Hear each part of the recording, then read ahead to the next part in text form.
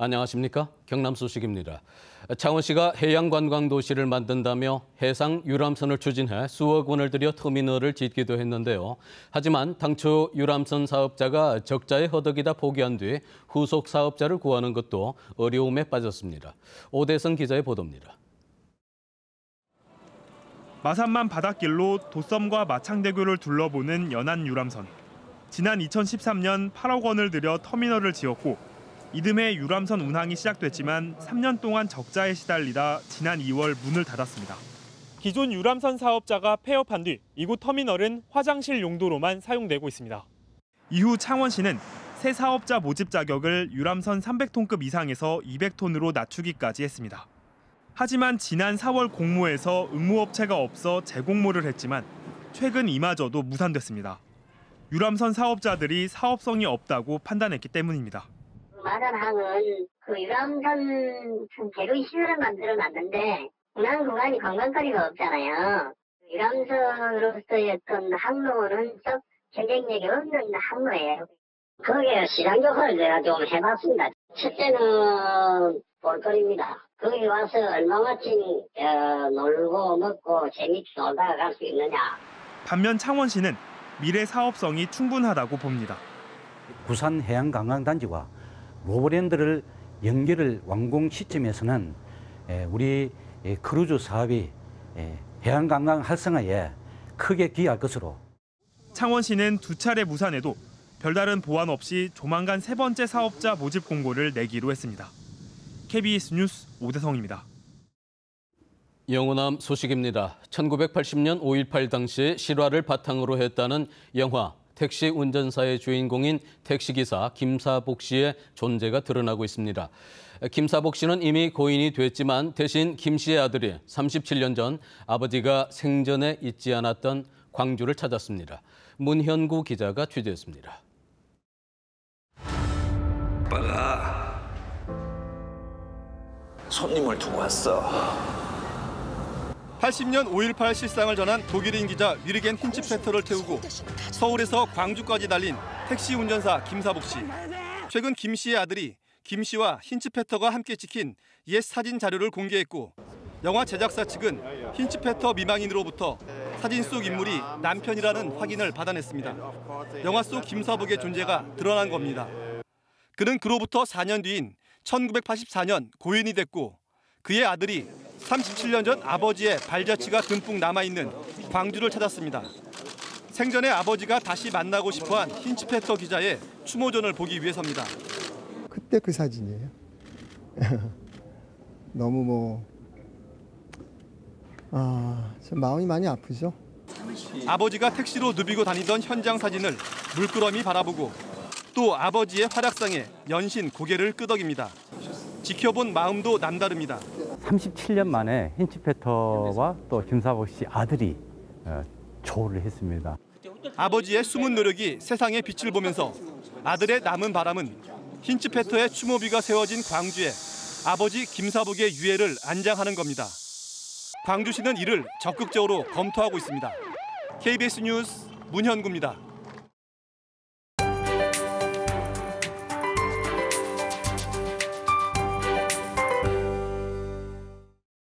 어제 오후부터 경남 지방으로는 굵은 빗줄기가 이어졌습니다. 현재까지 내린 비의 양은 창원과 진주가 32mm, 남해 99, 거제가 80mm로 특히 남해안을 중심으로 많이 내렸는데요. 비는 오늘 아침까지 약하게 더 이어지다가 모두 그치겠습니다. 오늘은 이슬이 맺히며 맑은 날씨가 이어진다는 절기백로입니다. 지금은 하늘이 흐려도 오후부터는 점점 맑아지겠는데요. 기온도 따라 오르면서 주말까지는 30도 안팎의 늦더위가 이어지겠습니다. 오늘 경남 지방은 기압골의 영향에서 서서히 벗어나겠습니다. 레이더 영상 보시면 현재 남해상을 중심으로 강한 비구름이 지나는 가운데 경남 지역 곳곳으로도 약하게 비가 내리고 있습니다. 현재 기온은 어제보다 조금 더 낮게 출발하고 있습니다. 경남 동부 지역이 18도 안팎을 가리키는데요. 비가 그치면서 낮 기온은 어제보다 높겠습니다. 창원과 거제가 28도 예상됩니다. 경남 서부 지역도 20도를 약간 밑돌면서 어제보다 낮게 출발하지만 낮 기온은 합천이 29도로 어제보다 높겠습니다. 오늘까지 해상에는 벼락과 돌풍을 동반하는 비가 내리는 곳이 있겠고요. 해수면의 높이는 계속해서 높겠습니다. 비가 그치고 주말까지는 지난주만큼 쾌청한 하늘 볼 수 있겠습니다. 다만 낮 동안 더운 날씨가 이어지면서 일교차가 크게 벌어지겠고요. 다음 주 월요일에는 또 비가 내리겠습니다. 기상정보였습니다. 제37회 전국장애인체육대회 경남선수단 결단식이 어제 오후 창원 곰두리 체육센터에서 열렸습니다.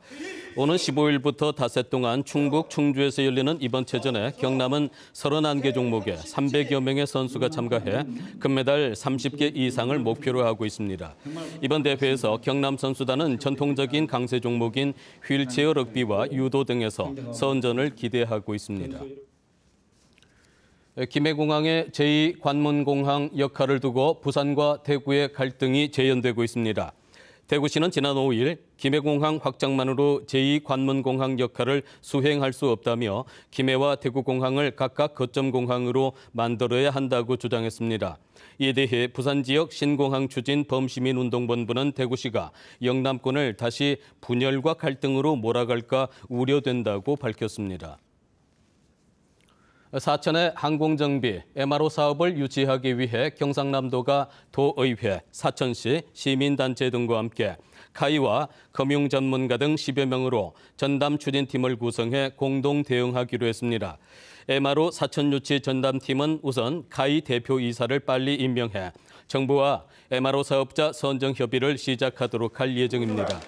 경상남도와 사천시 카이는 사천시 31만여 제곱미터의 항공정비 단지를 만들어 민항기 정비와 개조 개량 사업을 할 예정입니다. 내년부터 단계적으로 고등학교에도 무상교육을 도입하는 법안이 발의됐습니다. 정의당 노회찬 의원은 초중등 무상교육에 이어서 고등학교 과정도 내년부터 입학금과 수업료, 교과용 도서 구입비 등을 무상 지원하는 내용의 초중등 교육법 개정안을 대표 발의했습니다. 노회찬 의원은 우리나라는 고교 무상교육을 하지 않는 유일한 OECD 국가라며 문재인 정부가 구상하고 있는 2020년 고교 무상교육은 너무 늦다고 강조했습니다. 마산만 인공섬 문제에 대해 창원시가 국비 지원을 요구한 데 이어서 창원시의회도 국비 지원 건의안을 만장일치로 채택했습니다.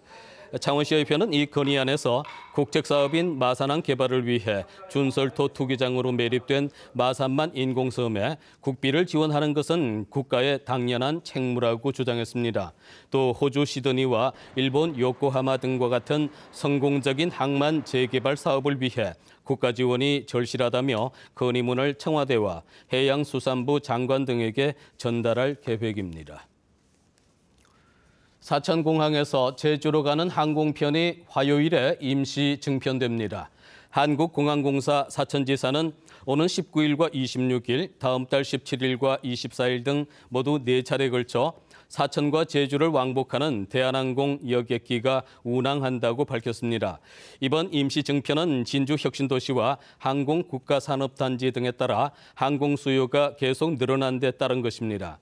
특히 그동안 사천 제주 노선은 금요일과 일요일에 대한항공과 아시아나항공이 각각 왕복 2차례 운항했지만 일요일에 제주에 도착한 이용객이 돌아오는 항공편이 없어 불편을 겪어왔습니다. 안전한 경전철 이용을 위해 김해시가 부산 김해 경전철 역사 12곳에 이달부터 안전도우미 12명을 배치했습니다. 안전도우미들은 스크린도어 사고 예방과 방화 관리, 노약자나 장애인 승하차를 도우며 오전 9시부터 오후 4시 반까지 근무할 예정입니다. 부산 김해 경전철의 안전도우미는 인건비 절감을 위해 지난해 4월부터 모두 철수했지만 일자리 창출 예산을 활용해 우선 이달부터 3개월 동안 한시적으로 배치됩니다. 김해시가 이달부터 건강 취약계층이 주로 생활하는 어린이집과 노인시설의 실내 공기질을 무료로 진단해 주기로 했습니다. 김해 씨는 실내 공기질 전문기관에 위탁해 미세먼지 등 8개 항목을 측정하고 측정 결과에 따라 무료 상담도 할 계획입니다. 실내 공기 오염 물질은 아토피 피부염과 천식, 폐질환 등 각종 질환을 유발할 가능성이 있으며 면역력이 약한 어린이와 노인들이 특히 취약합니다. 진주시가 인터넷과 모바일 등 SNS를 통한 시정 홍보와 시민 소통을 강화하고 있습니다. 진주시는 120여 명으로 SNS 스포터즈를 구성해 남강 유등축제와 개천예술제, 진주국제농식품 박람회 등을 알리고 있습니다. 진주시는 페이스북과 트위터 등 젊은 층의 이용도가 높은 4가지 SNS를 운영하고 있고 3년 전에 비해 팔로워 수가 2~3배 증가했다고 밝혔습니다. 식중독 사고가 잦은 가을철을 맞아 경상남도가 이달 15일까지 전담반을 투입해 학교 주변 간식 판매업소 2,300여 곳을 모두 점검합니다. 이들 업소는 빙과리와 떡볶이, 핫도그 등을 조리 판매하는 음식점 업종이 1,070여 곳이고 매점과 편의점, 문구점 등이 1,260여 곳입니다. 이번 점검에서는 어린이 정서를 해치는 식품과 고열량 저영양 식품, 고카페인 함유 식품 판매도 집중 점검하게 됩니다. KBS 뉴스를 전해드렸습니다. 고맙습니다.